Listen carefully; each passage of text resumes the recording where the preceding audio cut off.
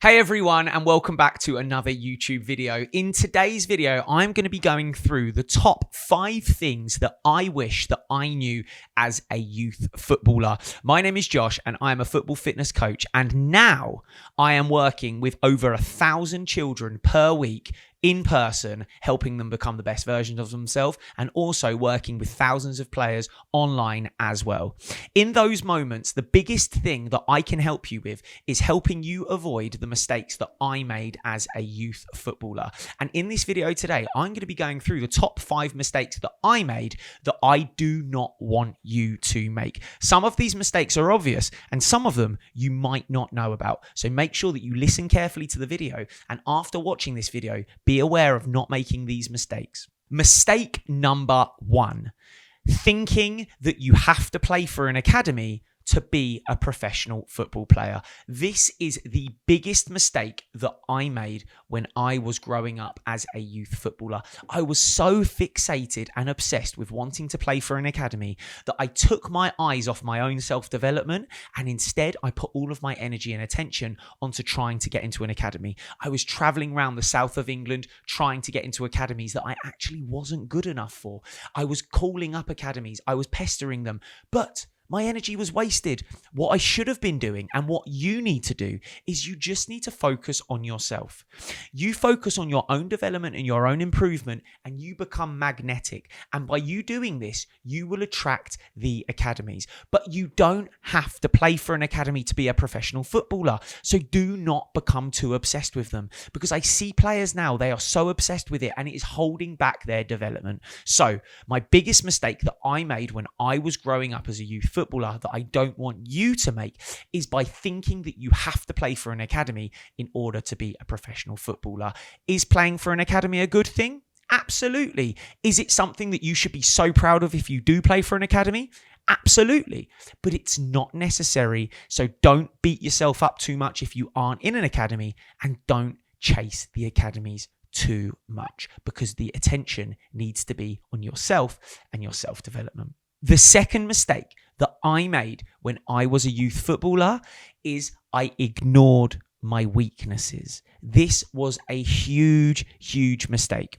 Why did I ignore my weaknesses? Well, I ignored my weaknesses very simply because I couldn't be bothered to work on them because they weren't fun. I couldn't be bothered to work on them because they weren't rewarding. So instead, I just focused on the things I was already good at.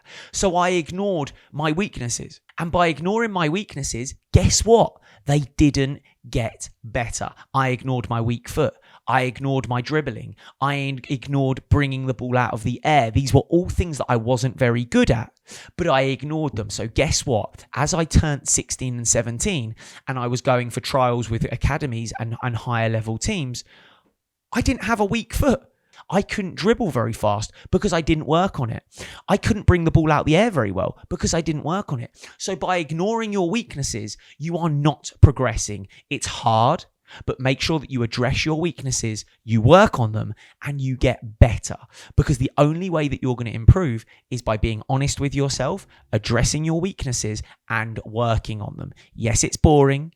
Yes, it can be unrewarding, but is it necessary? Yes, it is. So go out there and do it. Don't make the same mistake as me. The third mistake that I made when I was a youth footballer is ignoring the coach's feedback. My coach would always give me feedback after a game, and I decided that if it wasn't positive feedback, I wasn't too interested. And as a coach now and as an adult, I know that this is one of the biggest things that held me back from progressing with my football, and I don't want to see any of you youth footballers do what I did. The coach's feedback is so important. I always say this to the players that I work with. Is the coach giving you feedback because he or she want to be nasty to you and mean to you? Or is the coach giving you feedback because they want you to get better for the team that they coach?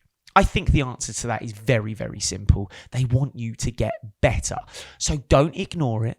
Listen to it. Some of it you're not going to like, but you need to know it because you don't know always what you need to improve at. You're so involved in the game when you're playing that you don't see the things that you're not getting right. But your coach sees everything, and your coach is there to help you. So do not ignore the coach's feedback because this is the feedback that you need to help you improve. I see it now when I work with average players and I work with elite players. The biggest difference between the average players and the elite players is when I give criticism and feedback that might be not so positive to the average players. They switch off. They let their heads drop. They start to get frustrated. You can see that they switch off mentally.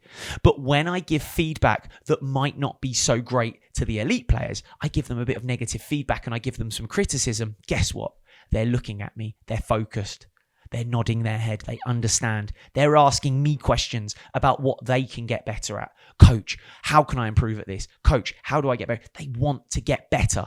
Are you an elite player or are you an average player? Because average players, they don't listen to feedback. But elite players, they do. They take it on board because they understand that it is going to help them get better.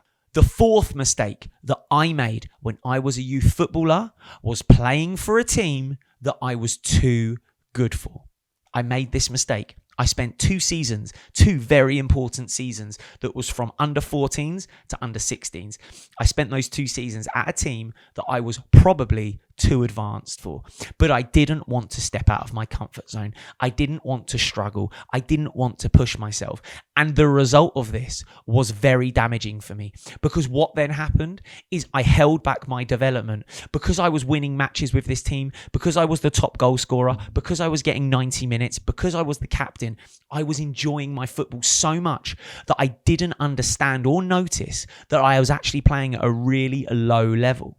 The confidence I was getting from winning matches was great, but it was all for nothing because when I then went to go and play at a team for a higher standard, my habits weren't right, I wasn't fast enough, and I wasn't switched on enough. It is really important that if you're a youth footballer and your goal and your aim is to become the best that you can be and play at the highest level that you can play at, then you have got to step out of your comfort zone.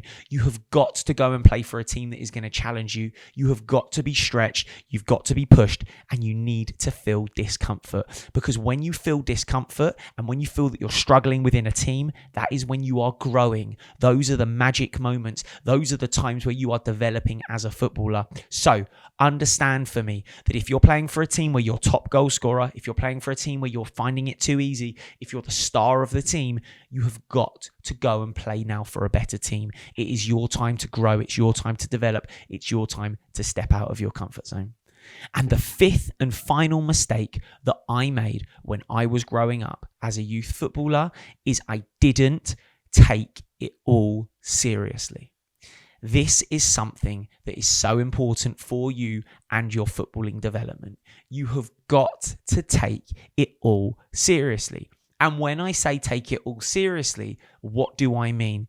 You've got to take the nutrition seriously. That's what you're putting into your body. You've got to take your rest seriously. That's how much you're sleeping, and that's how much you are resting after a football match. You've got to take your recovery seriously. That's what you're doing. Your stretches before you go to bed. Your rehab work if you ever get injured. This is your recovery work. This is you looking after your body. Your body is your shell. This is what you live in. This is what you need to look after.